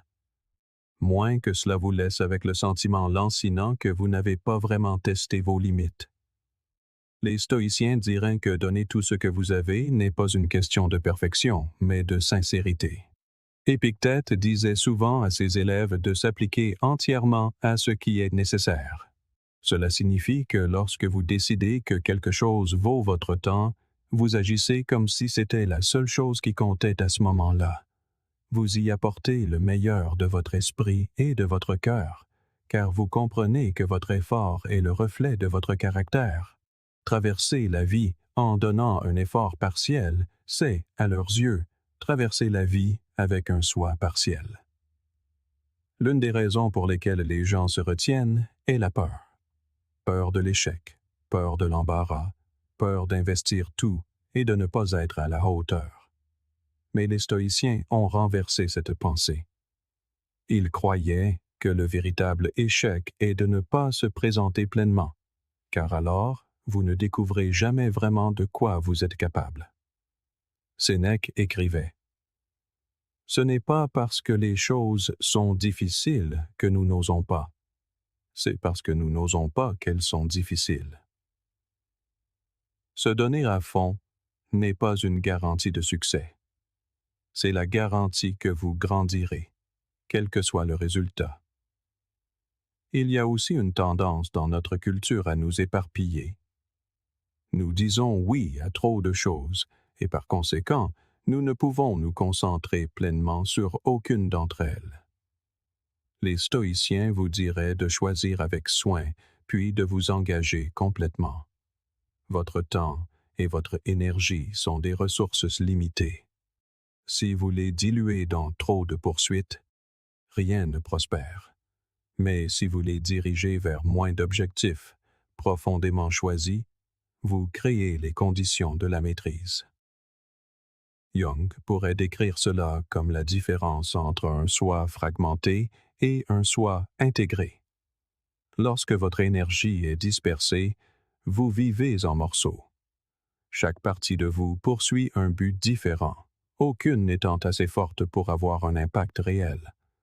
Mais lorsque vous vous intégrez, lorsque vos valeurs, votre concentration et vos actions sont toutes alignées vers un but choisi, vous devenez bien plus puissant, non seulement en termes de réussite, mais aussi de présence. Les gens peuvent sentir quand vous êtes vraiment engagé dans quelque chose. Cela change votre façon de vous tenir et la façon dont les opportunités semblent vous répondre. Il y a aussi de l'humilité à se donner à fond. S'engager pleinement signifie accepter que vous serez mis à l'épreuve, que vous ferez des erreurs, que vous échouerez peut-être de manière cuisante. Mais les stoïciens ne voyaient pas l'échec comme une fin. Ils le voyaient comme une partie du processus de la vertu. Plus vous donnez de vous-même, plus vous en apprenez sur vos limites, et plus vous les repoussez. Chaque revers devient un enseignant, façonnant votre résilience et affinant vos compétences. Pensez aux relations dans votre vie. Un engagement timide ici est tout aussi dommageable que dans vos objectifs personnels. Quand vous vous montrez distrait, préoccupé ou réticent, les gens le sentent. La connexion se nourrit de présence. Si vous appréciez une relation, qu'elle soit amoureuse, familiale ou amicale, la voie stoïcienne est de lui accorder le temps, l'attention et l'honnêteté qu'elle mérite. Cela ne signifie pas vous surmener ou ignorer vos limites, mais cela signifie que lorsque vous êtes avec quelqu'un, vous êtes vraiment avec lui. À notre époque de distraction constante, ce genre de présence est rare et profondément ressenti. Le même principe s'applique à l'apprentissage d'une compétence ou à la poursuite d'un art. Le dilettantisme a sa place. Il peut être amusant et exploratoire, mais la maîtrise exige un engagement. Si vous avez déjà observé quelqu'un qui s'est consacré à un art pendant des décennies, vous connaissez la profondeur possible lorsque vous accordez à quelque chose votre concentration soutenue. Les stoïciens croyaient que notre capacité à l'excellence est une responsabilité morale. La gaspiller dans la distraction ou l'effort partiel, c'est gaspiller le potentiel qui nous a été donné. Jung ajouterait que se donner à fond a un effet transformateur sur le soi. Lorsque vous vous engagez pleinement dans quelque chose de significatif, cela fait émerger des parties de vous qui resteraient autrement en sommeil. Vous découvrez une patience que vous ne pensiez pas avoir, une créativité que vous ne saviez pas là, et une force que vous n'auriez pas développée sans la pression d'un effort soutenu. De cette manière, l'acte de tout donner ne concerne pas seulement ce que vous faites. Il s'agit de devenir plus pleinement vous-même à travers l'action. Bien sûr, donner tout ce que vous avez ne signifie pas vous pousser à l'épuisement ou sacrifier votre bien-être. Les stoïciens valorisaient l'équilibre et la raison. Se donner à fond est une question de profondeur, pas d'imprudence. Il s'agit de savoir quand se reposer pour pouvoir revenir avec force, de fixer des limites qui permettent à votre effort d'être durable. Vivre de cette manière exige un auto-examen constant. Les stoïciens se demandaient sans cesse: suis-je vraiment engagé dans cela? Ou est-ce que je me retiens? Est-ce que j'agis selon mes valeurs? Ou est-ce que je fais juste semblant? Ce type de questionnement honnête vous empêche de sombrer dans la médiocrité sans vous en rendre compte. Lorsque vous vous voyez dériver, vous pouvez corriger le tir, soit en vous réengageant, soit en vous éloignant de quelque chose qui ne correspond plus à qui vous voulez être. En fin de compte, donner tout ce que vous avez est un choix que vous faites à chaque instant. C'est la décision, lorsque vous entreprenez quelque chose, de le faire d'une manière qui incarne la meilleure version de vous-même. C'est choisir la profondeur plutôt que la superficialité, la présence plutôt que la distraction, et le courage plutôt que le confort. Les stoïciens vous rappelleraient que la vie est courte et incertaine, et que votre temps est bien trop précieux pour être gaspillé dans une existence à moitié vécue. Comme le disait Sénèque, ce n'est pas que nous disposons de peu de temps, c'est que nous en perdons beaucoup. Alors, quand vous choisissez un but, une relation ou une compétence, choisissez-les pleinement. Impliquez-vous entièrement. Que votre effort soit si total que, quel que soit le résultat, vous puissiez partir en sachant que vous n'avez rien retenu. Cette certitude est sa propre récompense, et les stoïciens diraient qu'elle a plus de valeur que n'importe quel trophée, titre ou applaudissement. Car au bout du compte, la mesure de votre vie ne réside pas dans ce que vous avez possédé, mais dans la profondeur de votre engagement dans ce que vous avez choisi de faire. 12e, demandez « Pourquoi pas ?» La plupart des opportunités que nous manquons dans la vie ne disparaissent pas parce qu'elles étaient impossibles. Elles s'évanouissent parce que nous n'avons jamais essayé. Non pas par manque de capacité, mais parce que nous nous sommes raconté des histoires sur les raisons pour lesquelles nous ne pouvions pas, ne devions pas, ou n'étions pas prêts. Vous avez probablement connu ces moments où une idée vous a illuminé, un projet que vous vouliez lancer, un voyage que vous vouliez entreprendre, une conversation que vous vouliez avoir, et pourtant, vous avez hésité. Vous avez laissé cette pensée s'enfuir. Peut-être vous êtes-vous dit que le moment n'était pas le bon, que vous aviez besoin de plus de préparation ou que quelqu'un d'autre le ferait mieux. Mais que se passerait-il si, au lieu de construire un mur de raison pour ne pas agir, vous vous posiez la question qui prend la peur à contre-pied? Pourquoi pas? Si la vie est incertaine et que demain n'est pas une promesse, alors attendre indéfiniment le moment parfait est le plus dangereux des plans. L'état d'esprit du « pourquoi pas » consiste à accueillir la vie avec ouverture plutôt qu'avec hésitation, à voir des possibilités là où d'autres voient des obstacles. Carl Jung a abordé cette même idée d'un point de vue psychologique. Qui regarde à l'extérieur rêve. Qui regarde à l'intérieur s'éveille.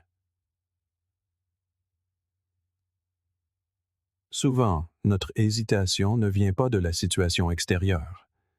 Elle vient des limites intérieures que nous avons acceptées sans les remettre en question. Demander « pourquoi pas ?» nous force à affronter ces limites. L'obstacle est-il réel ou est-ce une projection de ma propre peur? Le risque est-il vraiment insupportable ou l'ai-je magnifié dans mon esprit pour me protéger de l'inconfort? Les stoïciens nous rappelleraient que le courage n'est pas l'absence de peur, mais la volonté d'agir malgré elle. Chaque pas audacieux semble lourd jusqu'à ce qu'on le fasse. Et alors, le plus souvent, on réalise que le poids était dans notre esprit, pas dans le monde. Le « pourquoi pas » devient le levier qui vous fait passer de la pensée à l'action. Cependant, se demander « pourquoi pas » ne signifie pas se jeter sur chaque caprice. Les stoïciens valorisaient la raison autant que le courage. Épictète enseignait que nos actions devaient s'aligner sur nos principes et notre nature. La question devient donc, pourquoi ne pas faire ce pas s'il sert mes valeurs, ma croissance ou le bien commun? Si la seule réponse est la peur de l'embarras, de l'échec ou du jugement, alors c'est précisément à ce moment-là que le « pourquoi pas » doit vous pousser en avant. Si la réponse est que cela viole votre éthique ou compromet ce qui compte le plus pour vous, alors le « pourquoi pas » devient une confirmation silencieuse de maintenir votre cap. L'un des pouvoirs subtils du « pourquoi pas » est qu'il déjoue le piège du perfectionnisme. Trop de gens attendent de se sentir prêts, d'en avoir appris plus, d'avoir économisé plus, d'avoir mieux planifié. Mais être prêt n'est souvent qu'une illusion. Les stoïciens diraient que le chemin ne s'éclaircit que lorsqu'on commence à le parcourir. Carl Jung, lui, soutiendrait probablement que le « pourquoi pas » est aussi une invitation à rencontrer votre ombre, ces parts de vous-même que vous évitez parce qu'elles sont inconfortables.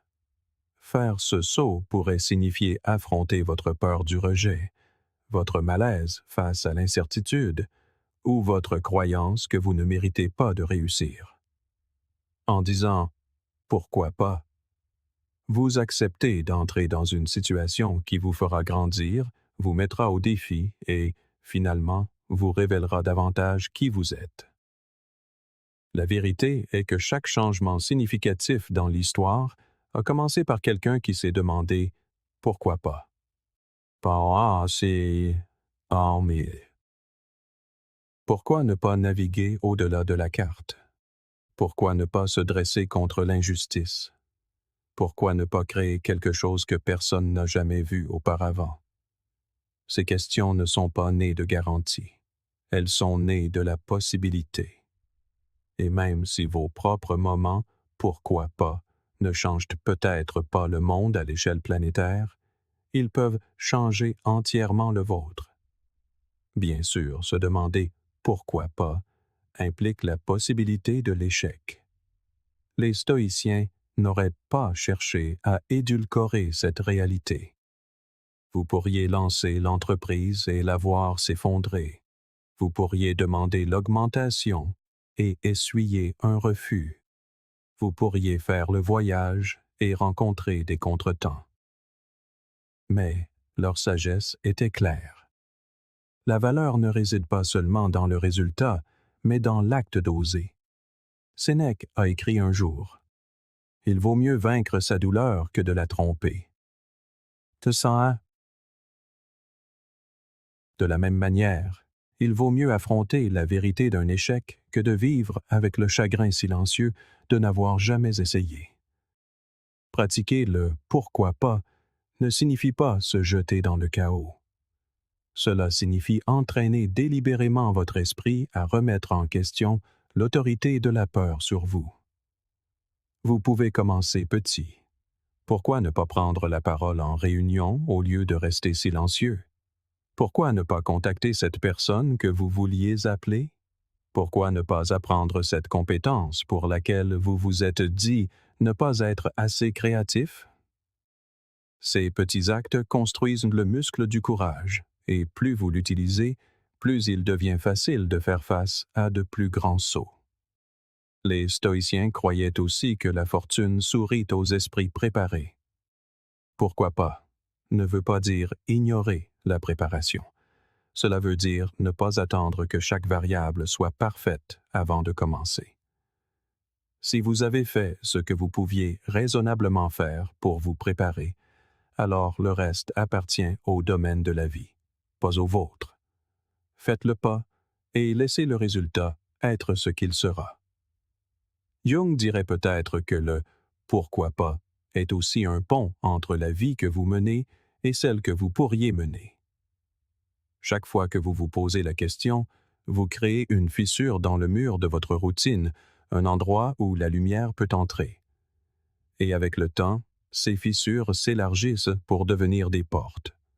Vous commencez à voir que les limites que vous pensiez permanentes sont, en fait, mobiles. Il y a une autre facette du « pourquoi pas » que les stoïciens apprécieraient. Il maintient la vie vibrante. La routine peut être une force stabilisatrice, mais elle peut aussi vous émousser si vous ne défiez jamais ses frontières. Le « pourquoi pas » réinjecte de la curiosité dans vos journées. Pourquoi ne pas prendre un chemin différent pour rentrer à la maison? Pourquoi ne pas essayer un passe-temps qui semble ne pas vous correspondre? Pourquoi ne pas passer une journée sans votre téléphone? Ces expériences peuvent paraître insignifiantes, mais elles gardent votre esprit flexible, votre perspective fraîche et votre âme ouverte aux possibilités. Et voici la vérité finale que les stoïciens vous rappelleraient. Le coût de ne jamais se demander « pourquoi pas » est bien plus grand que le coût d'essayer et d'échouer. Vous pouvez vous remettre d'un échec, vous pouvez reconstruire après une perte, mais vous ne pouvez pas récupérer les années que vous avez passées sur la touche, à regarder votre vie à distance de sécurité. Marc Aurèle a écrit « Ce n'est pas la mort qu'un homme devrait craindre, mais il devrait craindre de ne jamais commencer à vivre. » On m'en est. L'état d'esprit du « pourquoi pas » est un antidote à cette peur. il vous remet dans le jeu. Alors, la prochaine fois que vous sentirez l'attrait d'une idée, d'un désir ou d'une chance qui vous effraie juste assez pour vous faire hésiter, arrêtez-vous et demandez-vous: pourquoi pas? Et puis, répondez honnêtement. Si la seule chose qui se dresse sur votre chemin est la peur de l'inconfort ou de l'échec, c'est votre signal. Faites le pas, envoyez le message, réservez le billet, lancez le projet. Parce que chaque grand bond dans votre vie commencera par ce simple défi lancé à vous-même et par le courage d'y répondre. En fin de compte, la vie ne se mesure pas à sa durée, mais à la profondeur avec laquelle nous choisissons de la vivre. Chaque instant est une chance d'incarner ces vérités stoïciennes, non pas en théorie, mais dans notre manière de penser, d'agir et d'être présent pour nous-mêmes et pour les autres. Merci d'avoir cheminé avec moi sur cette voie, de faire partie du journal stoïcien et de chercher plus que le simple confort. Vous êtes en quête de force, de clarté et de sens. Si vous êtes prête à continuer de grandir, de questionner et de devenir, regardez l'une des vidéos suggérées sur votre écran maintenant. Votre prochaine étape vous attend.